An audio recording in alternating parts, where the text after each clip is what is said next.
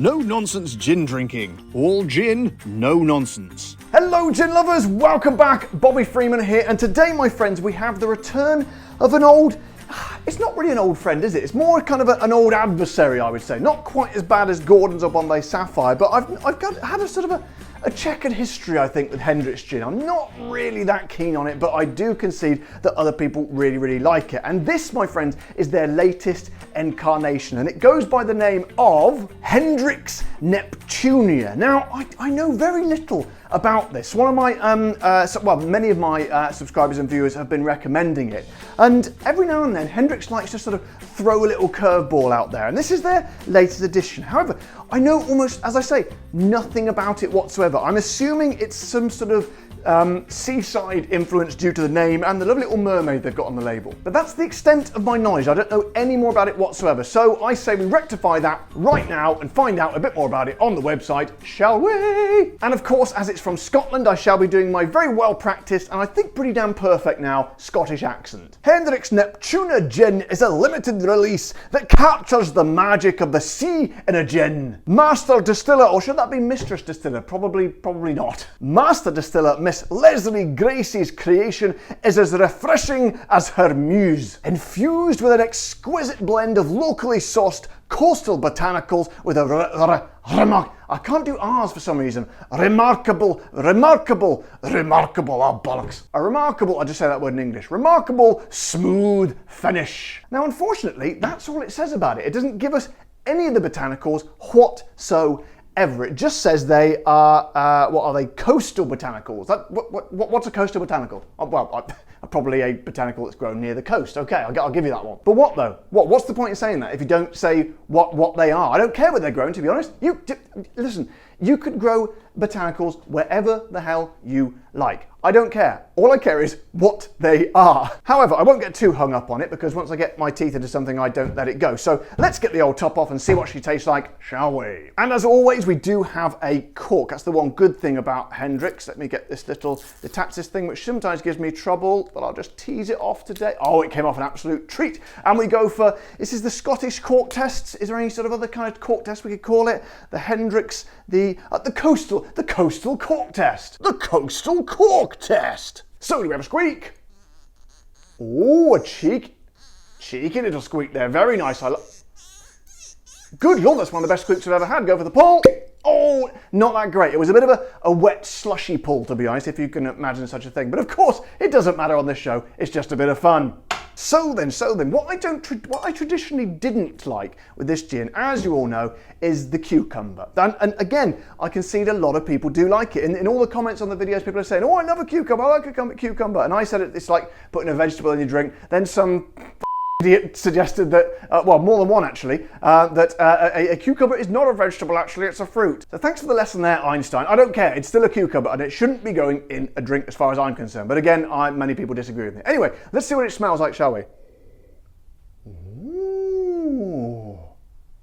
Mmm. And as my regular viewers know, when I make a slightly camp noise like that, that's usually a good thing.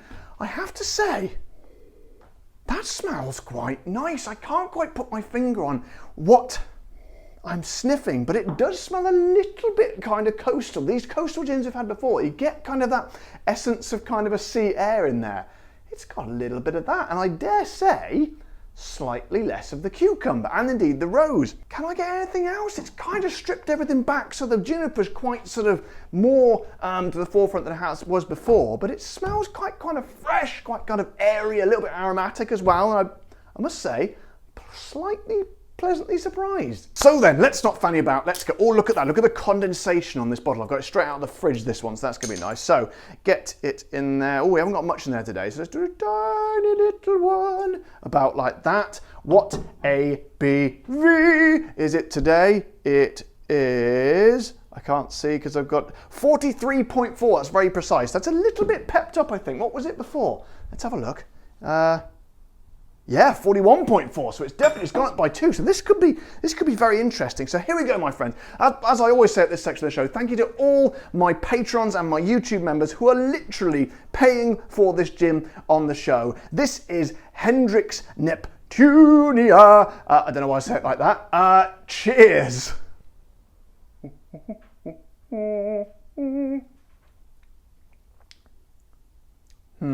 Okay. That was all a sort of a building to a crescendo that never truly came. Bit of an anticlimax, I think, because to be honest, it doesn't really taste that much different to the original gin. There's not kind of. Hang on a second. Yeah, you're starting to get those kind of very unsweet, uncitrus flavors of the original gin coming through now. With, to be honest, but tinged with, like I say, a slight sort of air of almost sort of.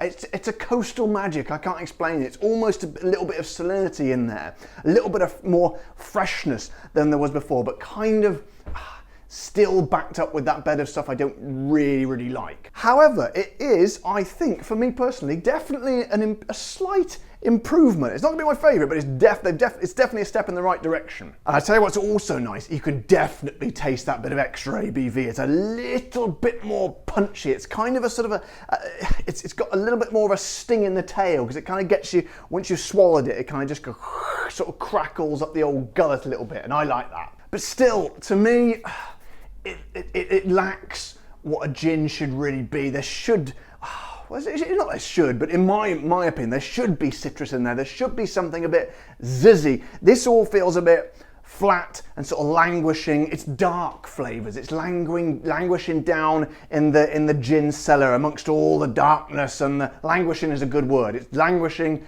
dark, and a little bit kind of dull. However, my friends, let's try it neat. Now, I don't think this is going to be particularly nice, to be honest, but let's go. Yeah.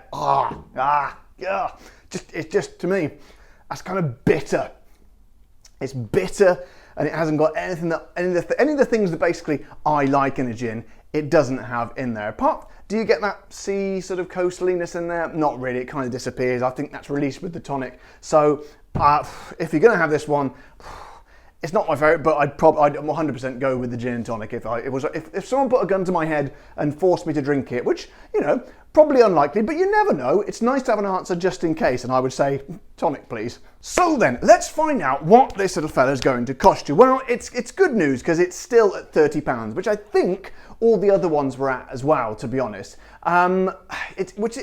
Again, is a pretty good price, but for a mainstream gin, it's top of my bracket for mainstream gins.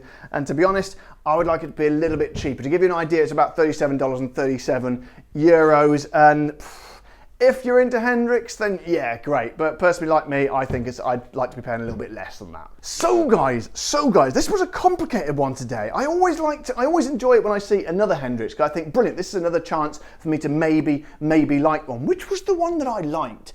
There was one weird one that you can't get very often. I think it was the Amazonia. And there was another one as well, maybe a Luna, I don't know. I probably should have checked this before I made this video. But the point is, I like to give gins that I don't like a chance. I love it. I love it when I see that they brought a new one out. I think, brilliant, here's a chance for me to find something positive in them. And I think I did find something slightly positive, but not really hugely positive, just out of interest. Let me see what the original one, just to remind myself I haven't actually opened this one. I should have thought this through. There we go, let's give that a little try. Yeah, pretty much exactly what I said. It's kind of the same sort of thing, but with just sort of an air of sort of salinity and kind of seaside essence in there. So a step in the right direction. What would I say to you? I think if you like Hendricks, you're going to love it. If you don't like Hendricks, you're going to like it slightly more than you did the first one. But still, to be honest, at the end of the day, if you didn't like it in the first place, it's not going to be that much of an improvement. So guys, I hope you found that video useful today. I found it very useful personally. I shall definitely be liking this video and subscribing to this channel, and I suggest you do exactly the same thing. And also, I shall be going over to Patreon and becoming a patron of the channel, and indeed becoming a YouTube member by clicking the button below this video. And I suggest you do the same as that as well, should you be so minded to do so. But until next time, guys, you all know the drill. Take care, stay safe. Thank you to all my patrons and my YouTube members, and of course, keep drinking the gin.